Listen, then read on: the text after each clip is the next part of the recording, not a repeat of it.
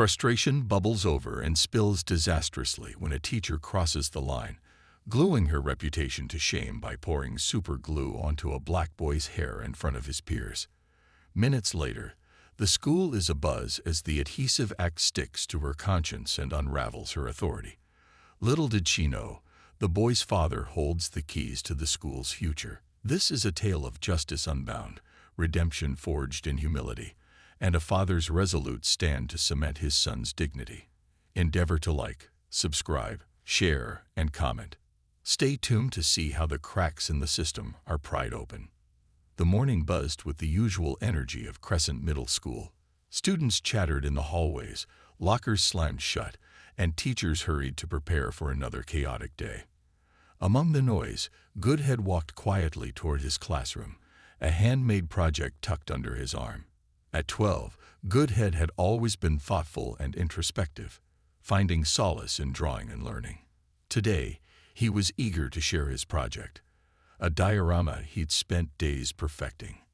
When he entered Miss Clark's classroom, the energy shifted. The class was already rowdy, with papers flying and voices raised.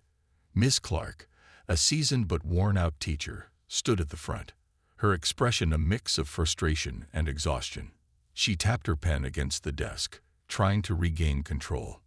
"Everyone, quiet down," she snapped, her voice barely cutting through the noise. Goodhead slid into his seat near the back, carefully placing his project on the desk. He raised his hand, hoping to catch Miss Clark's attention, but she was too preoccupied with the chaos. "Miss Clark," he called softly, his voice almost drowned out by the commotion. "What is it, Goodhead?" She barked, her tone sharp. "I finished my project. Can I?" "Not now," she interrupted, her patience fraying. "Can't you see I'm busy?" Goodhead sank back into his chair, the excitement dimming in his eyes. A paper ball sailed across the room, narrowly missing Miss Clark, who whipped around to see who had thrown it. Her face turned red with anger. "Enough," she yelled, slamming her palm on the desk. The room fell silent, but the tension was palpable. Her gaze landed on Goodhead, who was quietly adjusting his project. "Goodhead, what are you doing?" she demanded. "Nothing, ma'am," he replied, his voice barely audible. "Nothing? You've been disrupting this class all morning," she accused, her tone harsher than she intended. The accusation startled Goodhead. "I wasn't," he started, but Miss Clark didn't let him finish. The room began to buzz with murmurs and giggles as students sensed the rising conflict. Fed up and overwhelmed, Miss Clark's frustration boiled over. "Fine," she said, her voice icy. "You want attention. Here's some attention." She marched over to his desk, grabbed a bottle of super glue from her drawer, and, in a rash and shocking move, poured it onto Goodhead's neatly combed hair. Gasps echoed through the room as the glue matted his curls instantly, the sticky mess dripping down his neck.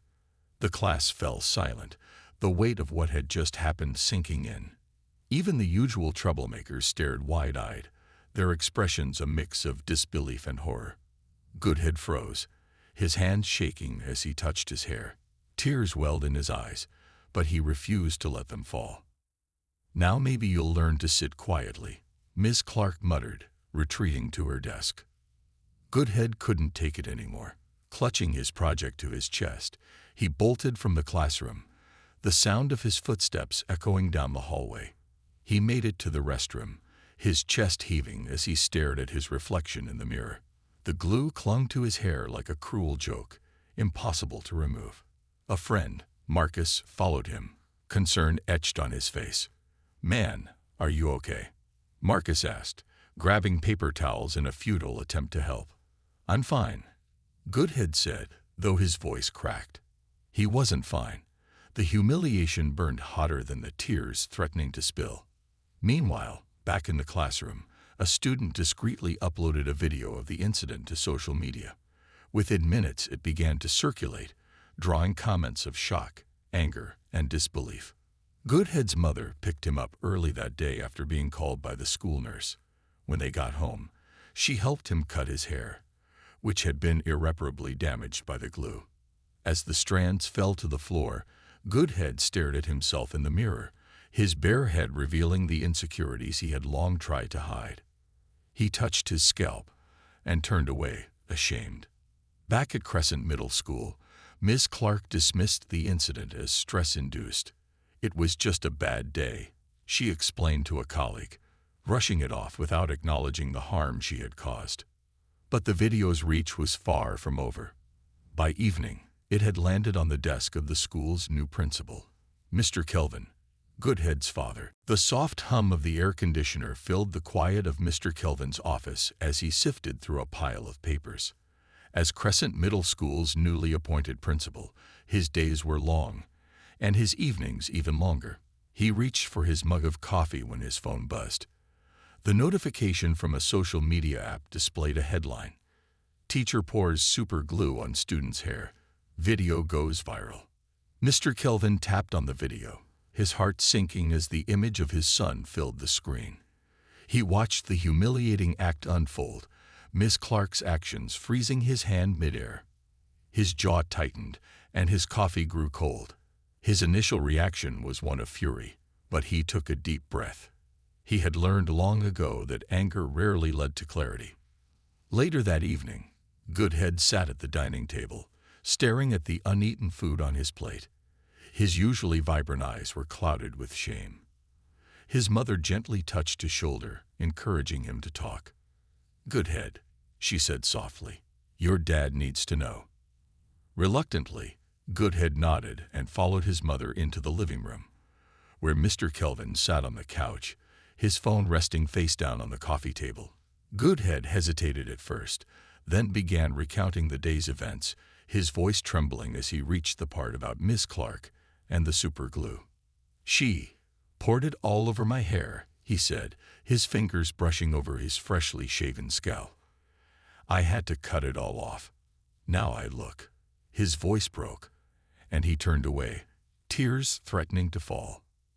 "I look ridiculous. Everyone's going to laugh at me." Mr. Kelvin's heart ached. He stood, placing a comforting hand on his son's shoulder. "Goodhead," he began, his voice steady, "your haircut doesn't define you. What happened to you was wrong, so very wrong, and I'm going to make sure it's addressed. But you need to remember one thing: you're strong, stronger than you realize." Goodhead looked up at his father, the tears spilling over despite his effort to hold them back. Mr. Kelvin pulled him into a hug, his own emotions barely contained. "We'll get through this together," he promised. The next morning, Goodhead walked into school with a hood pulled low over his head. The buzz of conversation in the hallways seemed louder than usual, and he couldn't help but notice the stares and whispers. His heart pounded as he passed groups of students, their eyes darting toward him before quickly looking away. "Hey, Goodhead," Marcus called out, jogging up to him. "Don't let them get to you. That was messed up what she did, but you've got people on your side." Goodhead managed a small smile, grateful for his friend's support, but even Marcus couldn't shield him from the weight of the incident. He avoided Miss Clark's classroom entirely, taking a longer route to his locker just to steer clear of her. Meanwhile, the school was buzzing with the fallout from the viral video. Teachers whispered in the staff room, students shared their opinions in hushed tones, and parents flooded the school office with calls demanding action. The tension was palpable, hanging over the building like a storm cloud. In his office, Mr. Kelvin sat at his desk, the video replaying in his mind. The father in him wanted to storm into Miss Clark's classroom and demand answers, but the principal in him knew the situation required measured action. He couldn't allow his emotions to dictate his response, not when the stakes were so high. He called for an emergency meeting with Miss Clark. As he prepared for the conversation, he thought of Goodhead's tearful confession the night before. His son needed him to be both a protector and a professional, a father and a leader. The dual role weighed heavily on his shoulders, but he resolved to navigate it with integrity. Across the school, Miss Clark began to feel the pressure. Whispers followed her through the hallways, and the sidelong glances from her colleagues spoke volumes. But instead of reflecting on her actions, she clung to defensiveness, blaming the incident on a bad day and the chaos of the classroom. That evening, Mr. Kelvin sat with Goodhead again, helping him with homework and offering words of encouragement. "Sometimes people make mistakes," he said gently, "but that doesn't excuse their actions. What matters is how we handle it, and how we rise above it." Goodhead nodded, the weight on his shoulders beginning to lift. For the first time since the incident, he felt a flicker of hope.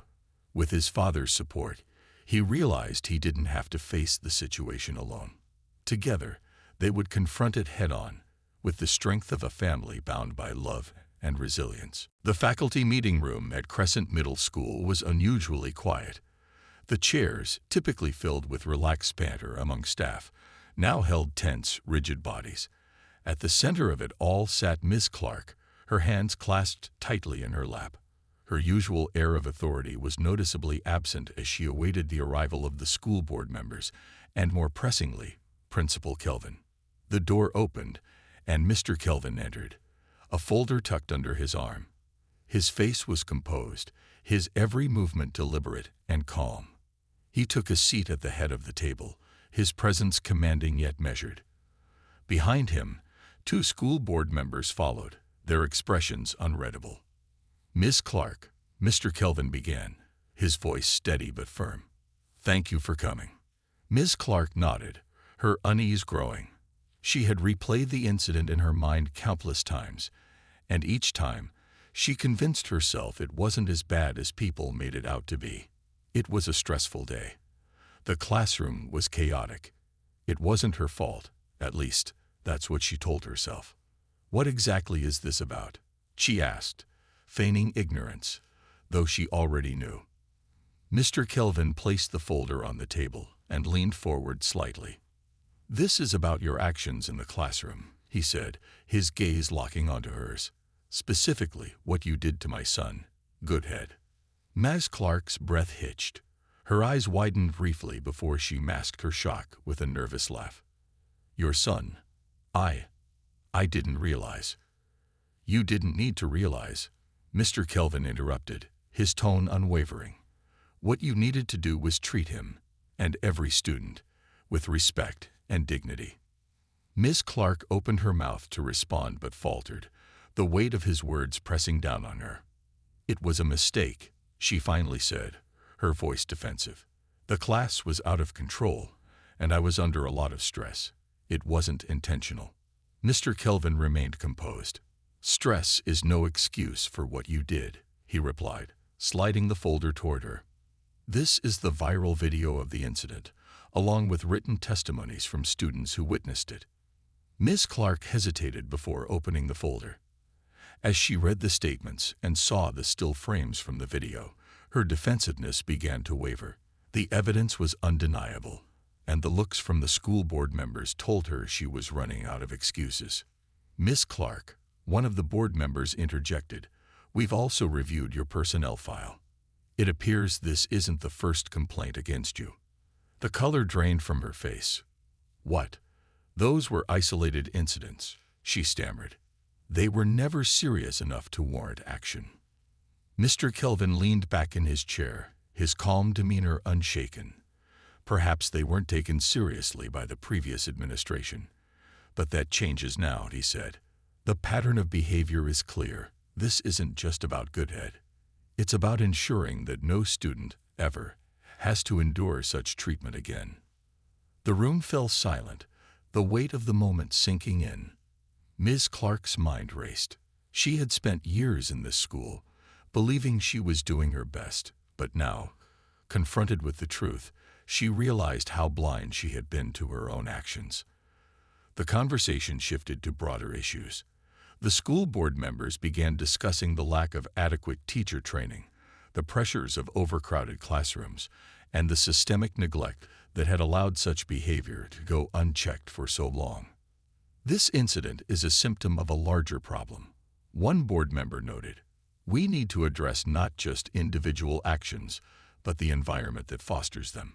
Mr. Kelvin nodded. "I agree. That's why I'm proposing comprehensive reforms, mandatory sensitivity training for all staff, improved support systems for teachers, and a clear accountability structure. As the meeting drew to a close, Ms. Clark spoke, her voice subdued. I never intended to hurt anyone," she said, her eyes meeting Mr. Kelvin's. "I see now that I was wrong. I'll do whatever it takes to make amends." Mr. Kelvin studied her for a moment before responding.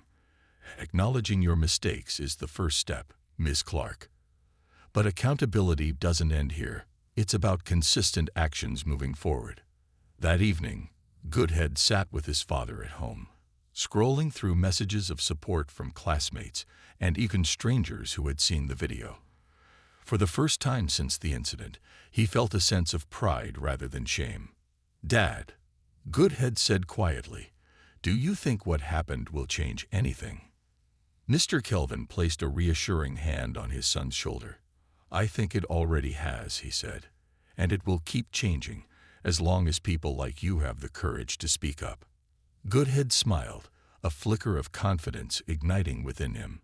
He realized that his story had the power to inspire change, not just for himself, but for others who might face similar challenges. The gymnasium at Crescent Middle School was filled with the soft murmur of students and staff as they settled into their seats. The air buzzed with anticipation. Everyone knew the assembly wasn't just another routine school event. At the center of the stage stood a podium, flanked by banners bearing the school's motto: integrity, growth, unity. Behind it sat the key figures of the day: Ms. Clark, Mr. Kelvin, and most importantly, Goodhead. Goodhead fidgeted slightly in his chair, smoothing the fabric of his shirt. He had spent the morning practicing his speech, his heart racing at the thought of addressing the entire school. But his father's reassuring words rang in his ears. "Speak from your heart, son. That's all you need to do." When Mr. Kelvin stepped up to the podium, the room fell silent. He adjusted the microphone, his calm, authoritative voice filling the space. "Good morning, Crescent Middle School," he began. "Today we come together not just as a school but as a community. The events of the past week have reminded us of the importance of accountability, respect, and the courage to learn from our mistakes." He paused, his eyes scanning the crowd before landing on his son. "Before we move forward, there's someone here who wishes to address us all." Ms. Clark rose from her seat, her steps toward the podium hesitant but purposeful. The murmurs in the room swelled, but she silenced them with a single deep breath. She gripped the edges of the podium, her voice trembling as she began. "I want to start by saying I'm sorry," she said, her eyes flickering toward Goodhead before returning to the crowd. "To Goodhead, to his family, and to all of you. What I did was wrong, thoughtless, and cruel. It was a moment of frustration, but frustration is no excuse for what I did." Her voice cracked, and she took a moment to compose herself. "I've spent the last few days reflecting, and I've realized how much harm I've caused, not just to Goodhead, but to everyone who trusted me to be a better teacher and a better person. I will do everything in my power to make amends and to ensure that no student ever feels the way Goodhead must have felt that day." The room was silent, save for a few sniffles from the audience. Ms. Clark turned and nodded toward Goodhead, her expression a mix of remorse and hope. She returned to her seat, and Mr. Kelvin took the podium again. "As a school, we must ensure that such incidents never happen again," he said firmly. "That's why we're introducing new initiatives, including mandatory bias training for all staff and a support system designed to help teachers manage the challenges they face in the classroom." The students and staff nodded in quiet agreement, the weight of the moment sinking in. Then it was Goodhead's turn. His heart pounded as he approached the podium, his small frame seeming larger under the bright gymnasium lights. He took a deep breath, gripping the sides of the podium as his father had taught him. "Hi, everyone," he began, his voice a little shaky but growing steadier with each word. "I know most of you know what happened to me last week. It was one of the hardest things I've ever been through. But I don't want to stand here and talk about how much it hurt or how embarrassed I felt. I want to talk about what we can learn from it." He glanced at his classmates, his gaze steady. "We all make mistakes. Sometimes big ones. What matters is how we fix them, and how we treat each other afterward. Kindness and understanding aren't just words we put on posters. They're choices we make every single day." The room erupted into applause, his classmates standing and cheering for him. Goodhead smiled, the confidence he had struggled to find now shining through. As the assembly concluded, students filed out of the gym, many stopping to offer Goodhead high fives and words of encouragement. For the first time since the incident, he walked through the hallways with his hood down, his freshly shaved head a symbol of resilience rather than insecurity. From his office window, Mr. Kelvin watched proudly as his son navigated the crowd, his classmates rallying around him. Nearby, Miss Clark stood with a group of her colleagues, initiating a conversation about how they could support one another better as educators. The school, though scared by the events, began its journey toward healing and unity. The assembly wasn't the end. It was the beginning of a new chapter, one built on accountability, redemption, and a shared commitment to growth. Goodhead, with his newfound confidence, became a beacon of hope for his peers, proving that even the hardest moments can lead to powerful change. Thanks for watching. Kindly join our growing Tales Craft community by subscribing to our channel. Also, endeavor to like, share, and comment. We would love to engage. See you in the next story.